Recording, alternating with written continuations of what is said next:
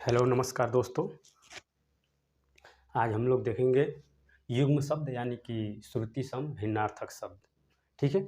इससे पहले मैं आपको बता देना चाहता हूँ कि आप लोगों को पता है कि एसएससी जीडी का पेपर 1 जनवरी से है। तो हमारे पास लगभग 60 दिन या 60 दिन से कम ही समय बचा हुआ है। तो हम लोगों को बहुत अच्छी तरीके से तैयारी करना पड़ेगा। तो इसके लिए मैं चाहूँगा कि अगर आप चाहते हैं कि एसएससी जीडी में 25 में से 25 करके लाएँ या उत्तर प्रदेश पुलिस में जो 37 क्वेश्चन आएगा हिंदी का, इसके लिए आप लोग हिंदी का नोट अवश्य बनाएँ। हिंदी के नोट से हमारा ये होगा कि लास्ट समय में हमको रिवीजन करके जाने में बहुत हेल्प मिलेगा। और जो भी टॉपर स्टूडेंट है जो कि अच्छा स्कोर 24-25 हिंदी में कर रहे हैं एसएससी जीडी में, उसके पास अवश्य ही नोट हैं। क्योंकि जो भी टॉपिक हमारा कमज़ोर रहेगा नोट बना देंगे और एक बार जो नोट कर देंगे अपने नोटबुक में, वो हम लोगों का हमेशा याद रहेगा। ठीक है। तो आप लोग हिंदी की बुक और नोट अवश्य बना लें। ठीक है। तो चलते हैं आगे देखते हैं। तो हम लोगों का आज चैप्टर है युग्म शब्द या श्रुति सम भिन्नार्थक शब्द। यहाँ से क्वेश्चन बनता ही बनता है, 1 या 2 क्वेश्चन बनता ही बनता है। एक तो बनेगा ही बनेगा, चाहे एसएससी जीडी हो या पुलिस हो। ठीक है। तो आइए सीख लेते हैं हम लोग। और हमने 100 प्लस लिया है युग्म शब्द, 100 से ज़्यादा ही है। तो हम लोग एकदम पूरा समश्रुति भिन्नार्थक शब्द का पूरा निचोड़ निकाल लेंगे 100 प्लस क्वेश्चन में। ठीक है। तो आप लोग बने रहिए हमारे साथ और आइए देखते हैं क्वेश्चन। युग्म शब्द की परिभाषा यानी कि युग्म शब्द या श्रुति सम भिन्नार्थक शब्द किसे कहते हैं। तो श्रुति सम भिन्नार्थक शब्द का अर्थ होता है सुनने में समान परंतु भिन्न अर्थ वाले। यानी कि इसके कहने का यही मतलब है कि समश्रुति भिन्नार्थक शब्द का अर्थ होता है कि सुनने में एक जैसा लगे। यानी कि हम लोग सुने तो लगे का एक ही शब्द बोला जा रहा है, लेकिन उसका अर्थ भिन्न हो, यानी कि अलग अलग उसका अर्थ होता है। ठीक है। यानी कि यहाँ पे देख ले तो उदाहरण अली अली, तो बोलने में तो हम लोग को सुनने वाले को ऐसा महसूस होगा कि अली ही बोल रहा है। ठीक है। तो वही यहाँ का कहने का इसका यही मतलब है कि सुनने में एक जैसा लगे लेकिन उसका अर्थ भिन्न भिन्न हो। ठीक है। उम्मीद करता हूँ आप लोग समझ लिए होंगे। देखिए यहाँ भी अली है, यहाँ भी अली है, तो पढ़ने को तो हम पढ़ रहे हैं अली अली अली ही अली, और लेकिन इसका अर्थ अलग अलग है। ठीक है। चलिए देख लेते हैं। अली, पहले अली का अर्थ होता है भौरा, और सेकेंड वाले अली का बड़ी लग जाएगा तो इसका हो जाएगा सखी। ठीक है। या उत्तर प्रदेश पुलिस में पूछा हुआ क्वेश्चन है, तो ध्यान दीजिएगा। ठीक है। आगे चलते हैं। दिन और दिन, यानी कि दिन में छोटी लगा हुआ है, इसमें बड़ी ही लगा हुआ है। देख लेते हैं पहले दिन का। दिन यानी कि दिन मतलब दिवस, जो हम लोग दिनांक लिखते हैं वही वाला दिवस है। तो छोटा रहेगा तो दिन मतलब दिवस होगा, और फिर बड़ा लग जाएगा तो दिन माने गरीब। दिन गरीब को भी कहा जाता है, तो दिन मतलब गरीब। ठीक है। तो ये भी उत्तर प्रदेश पुलिस में पूछा गया क्वेश्चन है, तो ध्यान दीजिएगा। देखते हैं आगे। चीर चीर, चीर मतलब पुराना होता है, चीर मतलब कपड़ा होता है। ठीक है। आगे देख लेते हैं। अभय उभय, अभय का मतलब होता है निर्भय और उभय का होता है दोनों। ठीक है। यूपीएसआई में पूछा गया है। आगे देख लेते हैं। सकल सकल, यानी एक सकल में छोटा है, एक से बड़ा सा है। तो सकल, पहले सकल का अर्थ है संपूर्ण। देख लेते हैं, यहाँ लिख देते हैं संपूर्ण। ठीक है। पहले सकल का अर्थ है संपूर्ण और दूसरे सकल का अर्थ है अंश। ठीक है। ध्यान दीजिएगा। अनिल और अनल, तो पहले अनिल का अर्थ होता है हवा और अनल का अर्थ होता है आग। ठीक है। ध्यान दीजिएगा। उत्तर प्रदेश पुलिस में पूछा गया क्वेश्चन है और बहुत मोस्ट क्वेश्चन है, ये बार बार एग्जाम में पूछता है, तो ध्यान दीजिएगा। ठीक है। देख लेते हैं। अम्बुज और अम्बुद, अम्बुज मतलब होता है कमल और अम्बुद होता है बादल। ठीक है। आगे चलते हैं। शंकर और शंकर, शंकर का अर्थ वो शिव, जो शंकर भगवान है। शंकर का मतलब शिव, और ये शंकर का होता है मिश्रित जाति, यानी कि कोई शंकर जाति यानी कि मिश्रित जो वस्तु होती है तो उसको कह देते हैं कि शंकर है। तो ध्यान दीजिएगा। देख लेते हैं, अम्बुज और अम्बोधि। अम्बुज मतलब होता है कमल और अम्बोधि मतलब होता है सागर। ठीक है, आगे चलते हैं। अंश और अंश, पहले वाला अंश का होता है कंधा और दूसरे वाला का होता है अंश, मतलब हिस्सा, किसी का हिस्सा बनता है कि इसमें हमारा भी अंश है। ठीक है, आगे देखते हैं। अचार और आचार। अचार का मतलब होता है आम आदि, यानी कि जो अचार हम लोग खाते हैं आम का या मिर्चा का जो बना होता है, तो वो अचार की बात कर रहे हैं। अचार मतलब आम या आदि का, आचार मतलब आचरण, जो आचरण होता है इसकी बात कर रहा है। अचल अचला, अचल का अर्थ है पर्वत और अचला का अर्थ है पृथ्वी। ठीक है, आगे देखते हैं। अनिष्ट और अनिष्ट। अनिष्ट का मतलब होता है बुरा और अनिष्ठ रहेगा तो इसका होता है निष्ठा रहित। ठीक है, आगे देख लेते हैं। अभिराम अभिराम, अरे अभिराम और अभिराम। अभिराम का मतलब होता है लगातार, बिना, यानी लगातार मतलब कि बिना रुके हुए। अविराम मतलब विराम नहीं है, यानी कि लगातार। ठीक है, अभिराम मतलब सुंदर। ठीक है, आगे देख लेते हैं। अभिज्ञ और अभिज्ञ, ये अभिज्ञ है और अभिज्ञ है। तो अभिज्ञ का अर्थ है मूर्ख और अभिज्ञ का अर्थ है विद्वान। ठीक है, तो उम्मीद करता हूँ समझ लिए होंगे। चलिए आगे देखते हैं।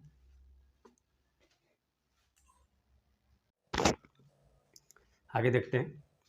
एक बात का ध्यान रखिएगा इसमें कि जब भी पानी के पर्यायवाची में दौ लगाएंगे तो बादल का पर्यायवाची बनेगा, और अंत में ज लगाएंगे तो कमल का पर्यायवाची बनेगा। ठीक है, इस चीज़ को याद रखिएगा। ठीक नहीं है, सही बात है। और देखते हैं, यह हमें याद करने में और यहाँ पकड़ने में आसानी हो जाएगी। तो देखते हैं। अम्बुज और अम्बुद। अम्बुज का मतलब होता है कमल और अम्बुद का अर्थ होता है बादल। देख लीजिए, यहाँ ज लगा है तो कमल का बन गया है और द लगा है तो बादल का बन गया है। ठीक है, इसी तरह आगे देख लेते हैं। नीर मतलब जल होता है, तो जल, नीर में ज लग गया है तो नीरज बन गया है और नीरद बना हुआ है। तो जब नीरज का पर्यायवाची देखेंगे तो कमल होगा और नीरद का देखेंगे तो बादल हो जाएगा। ठीक है, तो ऐसे भी एक ट्रिक हो जाता है कि जल में कौन आता है, कमल रहता है, और और द मतलब बादल, यानी कि बादल में द पहले से पड़ा हुआ है। ठीक है, तो इस बात को ध्यान दीजिएगा, एक ट्रिक जैसा याद कर लीजिएगा ताकि हमें याद रहे। आगे देखते हैं। जलज। जलज का होता है कमल और जलद का होता है बादल। ठीक है, आगे देखते हैं। अम्ब और अम्बु। अम्ब मतलब होता है माता, अम्बु मतलब होता है जल। ठीक है, देखते हैं। अच्छ और अच्छी। अच्छ का मतलब होता है धूरी और अच्छी का अर्थ होता है आँख। ठीक है, आगे देखते हैं। प्रमाण और प्रणाम। प्रमाण का मतलब है सबूत, मतलब जो सबूत जुटाया जाता है किसी। तो देखते हैं। प्रणाम मतलब नमस्कार। ठीक है, आगे देख लेते हैं। अब्ज और अब्द। देखिए वो ट्रिक है हमारे पास। तो ज लगा हुआ है तो कमल का होगा, द लगा हुआ था बादल का। ठीक है, तो अब्ज और अब्द। अब्ज का मतलब होता है कमल और अब्द का होता है बादल। आगे देखते हैं। अनुसार और अनुस्वार।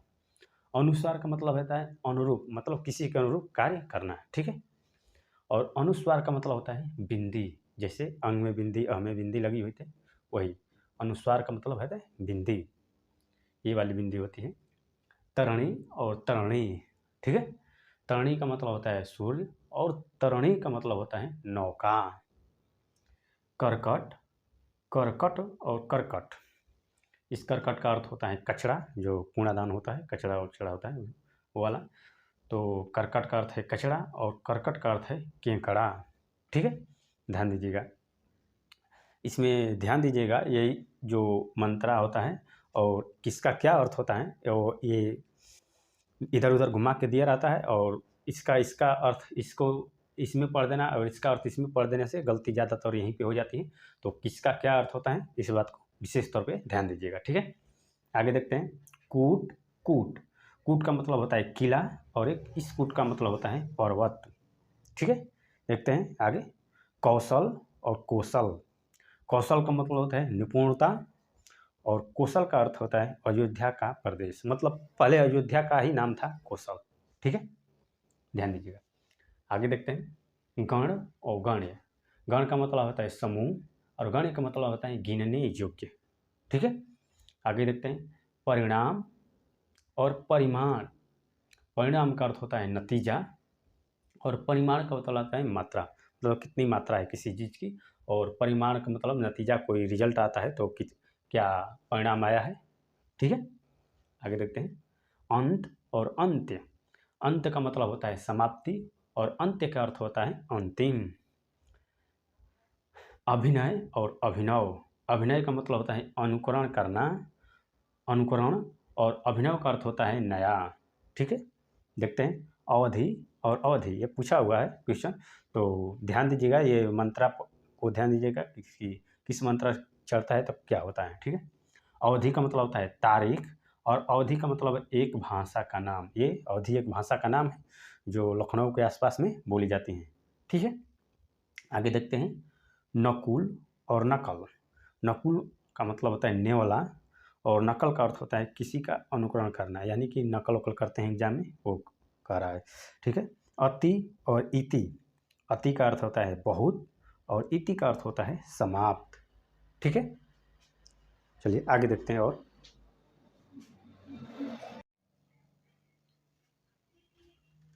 आगे देखते हैं समश्रुति भिन्नार्थक शब्द में अति महत्वपूर्ण क्वेश्चन कली और कली। देखिए कली कली बार बार पूछता है, तो इसे ध्यान दीजिएगा। कली का मतलब कलियुग, और कली का मतलब फूल का कली। ठीक है, आगे देखते हैं कुंडल और कुंतल। कुंडल का मतलब होता है एक गहना, मतलब जो कुंडल है जो कान में भी पहना जाता है, और कुंटल का मतलब सिर का बाल। ठीक है, आगे देखते हैं कुल और कुल। छठाऊं का इसमें बड़ाऊं का है। कुल मतलब वंश, और कुल का मतलब किनारा। ठीक है, क्षमा और क्षमा। क्षमा का मतलब है पृथ्वी, और क्षमा का मतलब है माफी। ठीक है, आगे देख लेते हैं अभिलंब और अवलंब। अभिलंब का मतलब होता है बिना देर के, मतलब कि अभिलंब यानी कि बिना देर किए हुए आ जाना, और अवलंब, अवलंब मतलब सहारा। ठीक है, देखते हैं आगे आदि। आदि, आदि का मतलब है शुरुआत, और आदि का मतलब है अभ्यस्त। इसे ध्यान दीजिएगा, ये आदि आदि वाला बार बार पूछता है, तो विशेष तौर पर इसे ध्यान दीजिएगा। देखते हैं आदि। आदि का मतलब है, आगे देखते हैं प्रदीप। प्रदीप का मतलब है दीपक, और एक प्रदीप का मतलब होता है उल्टा। ठीक है, आगे देखते हैं पानी और पानी। पानी का मतलब है जल, और पानी का मतलब है हाथ। ठीक है, पूछा गया है क्वेश्चन। भट्ट और भट्ट। भट्ट का मतलब है योद्धा, और भट्ट का मतलब है पंडित। ठीक है, आगे देखते हैं मेघ और मेघ। मेघ मतलब बादल, और मेघ मतलब यज्ञ, जो यज्ञ पहले के ज़माने में किया करते थे वही है। ठीक है, कृपण और कृपाण।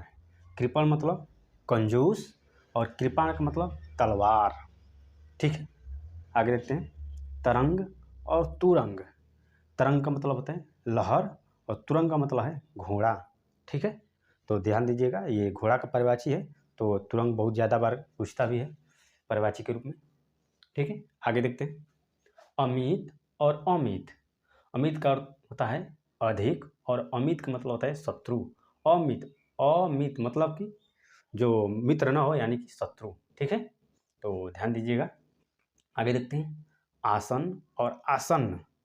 आसन का मतलब है बैठने की वस्तु, और आसन का मतलब है निकट, यानी कि पास में। ठीक है, आगे देखते हैं इत्र और इतर। इत्र का मतलब है सुगंध। इत्र का मतलब है सुगंध, और इतर का मतलब है दूसरा। ठीक है, देखते हैं आगे विपिन और विपिन। विपिन का मतलब है जंगल, और विपिन का मतलब है गरीब। ठीक है, तो ध्यान दीजिएगा इसे। विपिन का जंगल, ये पर्यायवाची के रूप में विपिन को बार बार पूछता है। ठीक है, आगे देखते हैं ब्याल और ब्यालू। ब्याल का मतलब होता है सूर्य, और ब्यालू का रात्रि का भोज। ठीक है, आगे देखते हैं 80 और 80। 80 का मतलब है तलवार, और 80 का मतलब है काशी की एक नदी का नाम है। ठीक है, तो ये क्वेश्चन पूछा गया है और बहुत इंपॉर्टेंट क्वेश्चन है, तो ध्यान दीजिएगा। ठीक है, आगे देखते हैं।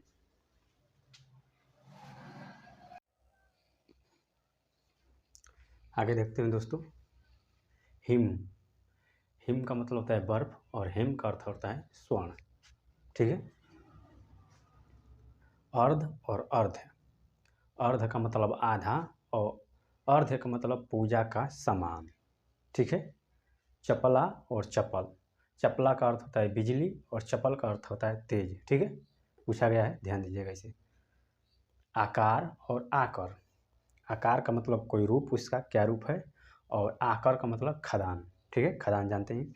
देखते हैं आगे, आदि और आधि। आदि का मतलब तो प्रारंभ होना होता ही है, और आधि का मतलब पीड़ा। ठीक है, आगे देखते हैं, उत्तर और उत्तर। उत्तर का है, उत्तर का अर्थ होता है उतरना, वही उतारना, और उत्तर का अर्थ होता है प्रश्न का उत्तर देना, यानी किसी प्रश्न का उत्तर देना। कंगाल और कंकाल। कंगाल का मतलब गरीब, मतलब कुछ भी नहीं है, और कंगाल, कंकाल का मतलब हड्डियों का समूह। ठीक है, आगे देखते हैं, सूची और सूची। इस सूची का अर्थ होता है सुई, और इस सूची का अर्थ होता है सूचना देने वाला। ठीक है, आगे देखते हैं, सिर और सिर। सिर का मतलब है मस्तक, और सिर का मतलब है हल की लकीर। ठीक है, तो इसे ध्यान दीजिएगा विशेष तौर पे। देखते हैं आगे, तारीख और तारीख। तारीख का मतलब है अंधेरा, और तारीख का मतलब है तिथि। ठीक है, आगे देखते हैं, जगत और जगत। जगत का मतलब कुएं का चबूतरा, और जगत, जगत में, इस जगत का मतलब कि जो लगता है तो आधा हो जाता है अक्षर, तो जगत का अर्थ होता है संसार। ठीक है, आगे देखते हैं, चंद्री और चंद्री। तो इस चंद्री का अर्थ है चंद्रमा की पत्नी, और चंद्री का अर्थ है बुध का ग्रह, बुध ग्रह, यानी बुध ग्रह के ही बारे में है। पत्री और पत्ती। पत्री का मतलब होता है चिट्ठी, और पत्ती का मतलब है पत्ता, जो पत्ता होता है। पुष्कल और पुष्कर। पुष्कल का मतलब होता है पर्याप्त, और पुष्कर का अर्थ होता है सरोवर। ठीक है, तो ध्यान दीजिएगा इसे। देखते हैं आगे, कृषाण और कृषाणु। कृषाण का मतलब होता है किसान, और कृषाणु का होता है आग। ठीक है, तो याद रखिएगा, ये पूछा गया है। अनंग और अनग। अनंग का बोलता है बिना शरीर का। ठीक है, बिना शरीर का। अनंग का मतलब होता है बिना शरीर का, और अनग का मतलब है बिना नग का। बिना नग का, यानी कि जो अंगूठी पर जाती है उसमें नग होता है। आगे देखते हैं, चषक और चषक। चषक का अर्थ है आदत, चषक का अर्थ है आदत, और चषक का अर्थ है प्याला। ठीक है, आगे देखते हैं, देव और दैव। देव का अर्थ है देवता, और दैव का मतलब है भाग्य। दैव का अर्थ है भाग्य। ठीक है, आगे देखते हैं, चीरी और चीरी। इस वाले चिड़ी का अर्थ होता है तोता, और इस चिड़ी का अर्थ होता है चिड़िया। ठीक है, आगे देखते हैं, फन और फन। फन का अर्थ है, इस फन का अर्थ होता है सांप का सिर, यानी कि सांप का सिर होता है, और फन में जो बिंदी लगा हुआ है, तो इस फन का अर्थ होता है गुण। ठीक है, आगे देखते हैं, अपकार और उपकार। अपकार का अर्थ होता है बुराई, और उपकार का होता है भलाई, यानी किसी पे भलाई करना। ठीक है, आगे देखते हैं,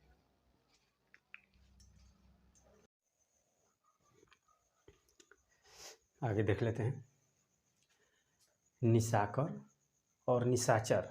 निशाकर का होता है चंद्रमा, और निशाचर का होता है राक्षस। ठीक है, आगे देखते हैं, आभरण और आमरण।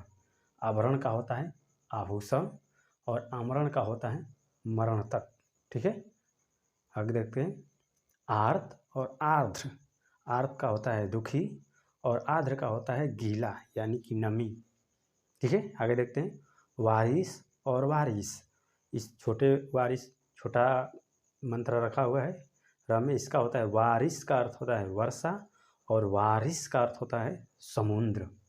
देखते हैं, सकल और शकल। सकल का अर्थ होता है सारा, और शकल का अर्थ होता है सूरत। ठीक है, आगे देखते हैं, सर और सर। तो ये छोटे वाला स से होता है सर, का मतलब होता है तालाब, और बड़े वाला स से होता है सर, का मतलब होता है वाण। ठीक है, आगे देखते हैं, सुर और सुर। सूर मतलब देवता और सूर माने अंधा, ठीक है। तो सूरदास लिखते हैं, तो ध्यान दीजिएगा। तो अब बढ़ाऊँ कराता है तो सूर होता है, तो सूर मतलब अंधा होता है, तो सूरदास भी अंधे थे, ठीक है। तो इस सूर और सूर में अंतर ध्यान दीजिएगा। आगे देखते हैं द्रव और द्रव्य। द्रव का मतलब होता है तरल पदार्थ, जैसे पानी हो गया। द्रव्य, द्रव्य का होता है धन। अम्ब और अम्बु, अम्ब का होता है माता और अम्बु का होता है जल, ठीक है। आगे देखते हैं बहु और बहु। बहु का अर्थ होता है अधिक और बहु का अर्थ होता है पुत्र वधु, ठीक है। तो ध्यान दीजिएगा। दिया और दिया, दिया का मतलब होता है देने की प्रक्रिया, और इस दिया का अर्थ होता है मिट्टी का दीपक, जो दिया बोल देते हैं साधारण भाषा में, ठीक है। पायक और पावक, पायक का मतलब होता है दूध और पावक का मतलब होता है अग्नि। पावक अग्नि का पर्यायवाची प्रसिद्ध है, ठीक है। वित्त और वित्त, वित्त का अर्थ होता है धन और वृत्त का अर्थ होता है गोलाकार। वृत्त का मतलब गोला, पूरा गोलाकार है। और वित्त का जानते हैं कि वित्त का मतलब पैसा रुपया से होता है, और वित्त मंत्री भी होते हैं। वित्त का अर्थ होता है धन, ठीक है। और वृत्त का अर्थ होता है गोलाकार, ठीक है। आगे देखते हैं समान और सामान। समान का अर्थ होता है तरल और सामान का अर्थ होता है समाप्ति, ठीक है। आगे देखते हैं सुक्ति और सुक्ति। इस सुक्ति का अर्थ होता है कहावत और इस सुक्ति का अर्थ होता है सीपी, ठीक है। आगे देखते हैं विष और विष। विष का अर्थ होता है कमलनाग और इस विष का होता है जहर, जिसे पॉइजन भी कहते हैं। शशाधर और शशिधर। शशाधर का मतलब होता है चंद्रमा और शशिधर का अर्थ है शिव, ठीक है। तो ध्यान दीजिएगा। शशिधर मतलब शशि मतलब चंद्रमा होता है, धर्म इस धारण करने वाला, यानी कि चंद्रमा को धारण करने वाला कौन है, तो शिव, ठीक है। तो शशिधर मतलब शिव। नीर और नीर। नीर का मतलब होता है पानी और नीर का अर्थ होता है घोंसला, ठीक है। तो ये पूछा गया क्वेश्चन है, तो ध्यान दीजिएगा। टुक और टुक, टुक का अर्थ होता है थोड़ा और इस टुक का अर्थ होता है टुकड़ा, ठीक है। आगे देखते हैं ऊर्ध्व और ऊर्ध्वा। ऊर्ध्व का अर्थ होता है ऊंचा और ऊर्ध्वा का अर्थ होता है प्राचीन काल की एक नाव, ठीक है। तो उम्मीद करता हूँ समसन्नार्थिक भिन्नार्थक तक समझ लिए होंगे, क्योंकि यहाँ से बार बार एक क्वेश्चन बनता है। तो ये 100+ जो हमने कराया है आज, तो इसे ध्यान दीजिएगा और याद रखिएगा। और एक बात जो मैंने शुरू में बोला था, तो नोट बनाने के लिए तो आप लोग हिंदी का नोट अवश्य बना लीजिएगा, ठीक है। जय हिंद।